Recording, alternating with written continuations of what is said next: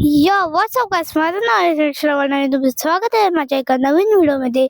तर मित्रांनो, आज तुम्हाला मी सांगणार आहे कालिका मंदिर व रामेश्वर मंदिराची हिस्ट्री. तर आता आपण आलो आहे कालिका मंदिरमध्ये आणि ह्याची सगळी हिस्ट्री माझे मामा आजोबा सांगतील. सांगा. सांगू ना. माईक नाही पाहिजे. हां, तर मी आता इथे काळबादेवीत आलो आहे. तर थोडीशी माहिती देतो कालिका मातेच्या मंदिरासंबंधी. आणि जिकडून कालिका देवी आली ती जे पालखीच्या सारखं हे देवस्थान आहे ते मी तुम्हाला दाखवतो. तर इंग्रजांच्या काळात देवी आमची आली तिकडे पाटापाट व्हायची, म्हणजे इंग्रजांच्या काळात तेव्हा ही देवी इथे आली काळबादेवी मई म्हणून गावातून. आणि त्याबद्दल या पालखीवरून बसून आली अशी तेव्हाची आख्यायिका आहे. आणि इथे ग्रामस्थ पण कोण नव्हते, या गावात कोणी नव्हते राहायला. काही लोक आले, मग ते आम्ही खायचं काय हे ते देवीला प्रश्न पण विचारलं. देवीला सांगले हे काय दिसतं, हेच आहे, खाण्यासारखंच आहे. आणि असे प्रसंग भरपूर उद्भवले. आणखी एका मच्छीमार प्रसंग आलेला सांगतो. गलबतात ह्याचं हे होतं, गोणी होत्या, दारुगोळा अक्षरी होता, तर तो पकडला गेला होता. आणि मग त्याने मालकाने देवीचा धावा केला याला तूच वाचव म्हणून. मग इंग्रजांचे पोलीस आले, त्याने ती धाड टाकली आणि त्या ह्याच्यात दारुगोळा नसून दारूच्या कण्या झालेल्या होत्या.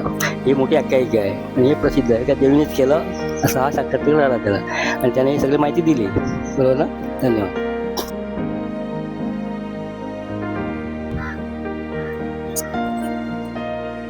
तर इथून एंट्रन्स आहे.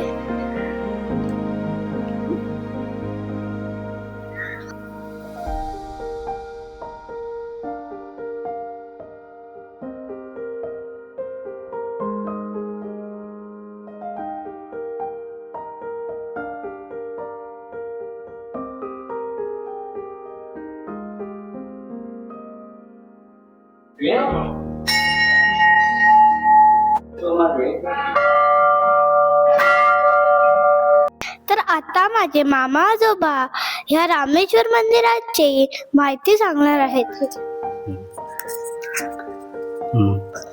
धन्यवाद. मी नार्वेकर बोलतोय, इथला एक ग्रामस्थ म्हणून.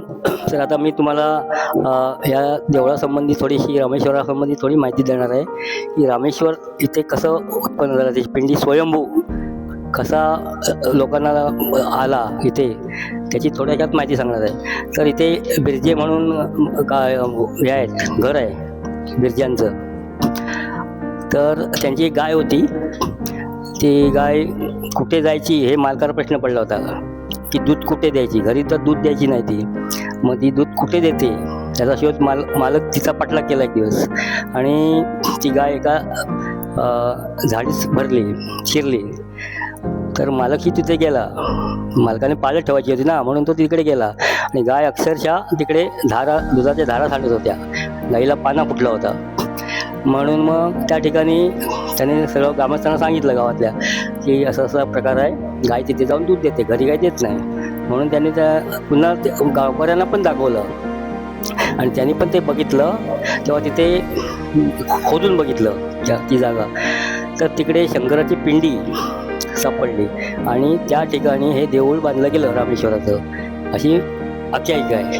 म्हणजे हे इंग्रजांच्या काळातलं घंटाकडी 1767 सालची घंटा आहे. या घंटेचा आवाज रात्रीच्या याचा वाजवला तर 1 किलोमीटरपर्यंत ऐकायला जातो. 1 किलोमीटरपर्यंत अशी त्याची आख्यायिका आहे.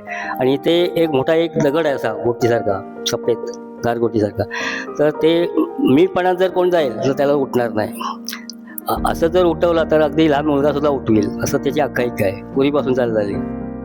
तर मित्रांनो, तुम्ही कालिका मंदिर व रामेश्वर मंदिराची हिस्ट्री तर ऐकलात. तर मित्रांनो, आता तुम्हाला मी दाखवतो आजूबाजूचा परिसर किती सुंदर आहे.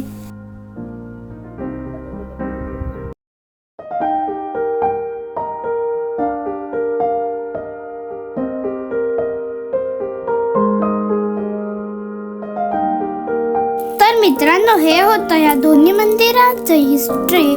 तर तुम्हाला अजून काय विचारायचं असेल तर कमेंट करा. भेटूया पुढच्या व्हिडिओमध्ये. Bye bye. Don't forget to like, share and subscribe.